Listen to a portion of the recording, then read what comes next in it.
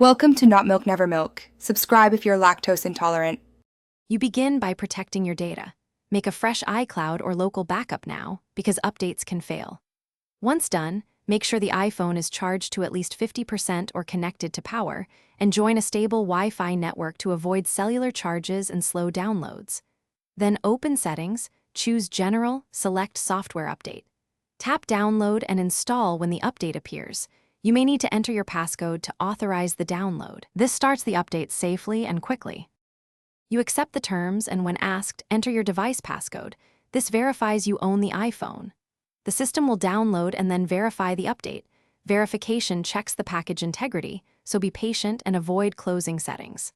Once verified, choose Install Now or Schedule Later. If the wireless route stalls, connect the iPhone to a Mac or PC and use Finder or iTunes to update. That method can bypass storage or network hiccups, and it lets you monitor progress directly. After installation, your iPhone will restart automatically. Once it boots, go to Settings right arrow General right arrow about to confirm the iOS version. You may need to re-enter passwords for Apple services, re-enable Face ID or Apple Pay, and reconnect to Wi-Fi networks. If something goes wrong, try freeing storage space or perform a force restart. Press and quickly release volume up, press and quickly release volume down. Then hold the side button until the Apple logo appears.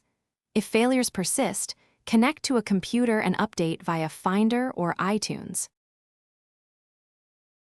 Thanks for watching. If this was helpful, leave a like and consider subscribing. See you next time.